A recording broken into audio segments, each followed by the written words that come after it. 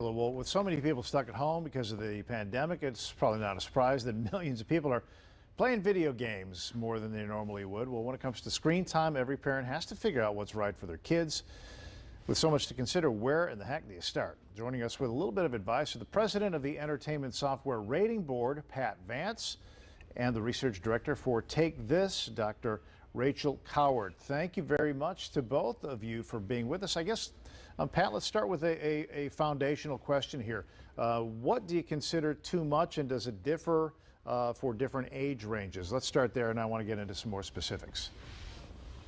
Well, there's no special formula. I think also what we're finding now with the pandemic and social distancing and a lot of time at home, parents are a little more flexible with their kids when it comes to screen time, and they're using devices more than they ever have before, and that's okay. Look, there are parental controls in every game device that enable parents to set time limits, whatever is suitable for them in terms of how much time they want their children to be playing video games versus other activities. I think it's important. Everybody should have live a well-balanced life. That you would try to feed your children a well-balanced diet. In terms of food, you should do the same thing in life. And but on the other hand, a lot more time, a lot more screen time now. That isn't good or bad. It's just It is what it is. Dr. Coward, I want to ask you here. It seems like the old standards simply don't apply because these are unprecedented times. But are there some positives that knowing that our kids probably are spending more time on the video games? Are there some positives that you really recognize that kind of help their brain in some way? Oh, so many.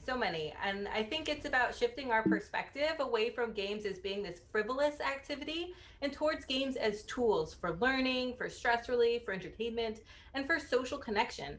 As Pat mentioned, games should just be one of many things that our children do, but research has found that it's associated with a wide range of positive outcomes. Reduce depression, reduce loneliness, increase creativity, leadership skills. I could really go on all day.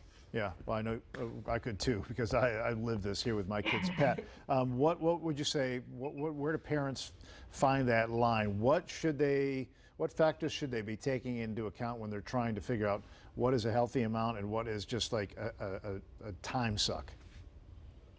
Well, first of all, I think it's important for parents to make sure that they're making informed purchase decisions, or when they're downloading a game or enabling their child to download a game. And we provide a lot of information, whether it's age ratings, whether it's content descriptors, or interactive elements. And interactive elements are things like user interaction. So there's a notice that says users interact if it's a multiplayer online game, or in-game purchases, which may enable additional spending when you're playing games. So those are really important tools for parents. Above and beyond setting some ground rules on amount of time, those age ratings and other information that we provide for all of the games sold in stores, as well as many games online and mobile apps as well. That's really important in terms of providing assistance to parents. And those parental controls really do act as a backstop for your household rules. So if you have issues, if you don't want your child to be spending any money, there are embedded controls in every game device in the home, whether it's a mobile device, a computer, or a game console, that allow you to set spending controls, set time limits, and restrict online communication, as well as block by age rating. So parentaltools.org gives you step-by-step instructions to make it really easy for parents to activate those controls, because we know parents are busy.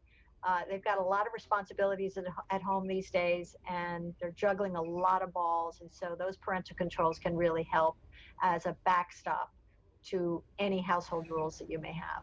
Pat Vance and Dr. Rachel Coward, we like hearing from the experts. Appreciate your time.